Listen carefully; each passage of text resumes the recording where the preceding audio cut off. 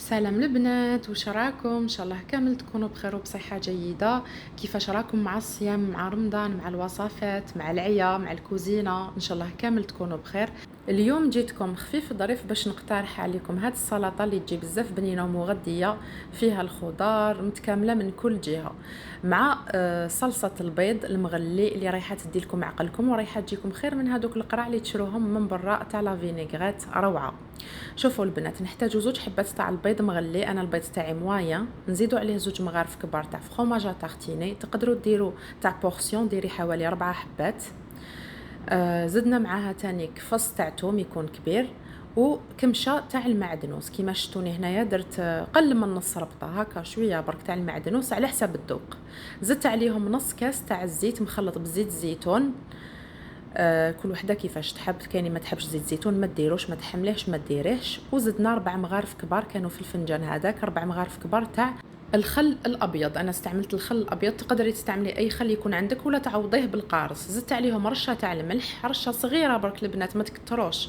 وزدت عليهم تانيك شويه تاع الفلفل الكحل وشويه تاع الزعتره كانت عندي اون بودغ، انت تقدري تحكيها وتحطيها لداخل هنا في الميكسور وتبداي تطلعي كيما ديري مع لا مايونيز. دخلي الميكسور تاعك وتبداي تطلعي وتهبطي وتميكسيها مليح مليح حتى تتحصلي على هذا القوام. حوالي 4 دقائق وانت تميكسي فيها حتولي لك هكا رطبه وهايله وبنينه. صدقوني البنات ماهيش رايحه تجيكم ثقيله، وتاني ماهيش رايحه تجيكم خفيفه، رايحه تجيكم جوست مانيفيك.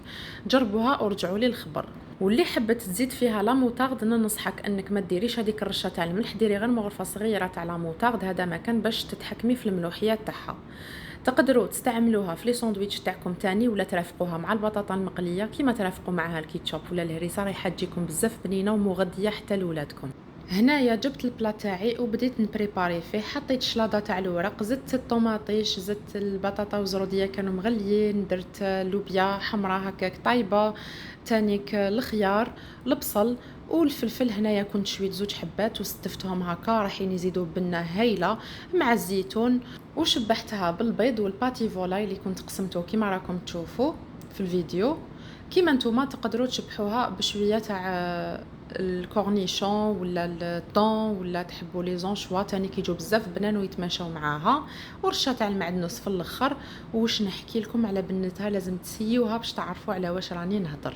بالنسبه لاصوص البنات احتفظوا بها في الفريجيدار لمده 3 ايام، ماشي اكثر من هكا، لانه فيها البيض باش ما يضرناش. ولكن في هاد 3 ايام رايحه تبقى محافظه على القوام تاعها وتبقى هايله وبنينه.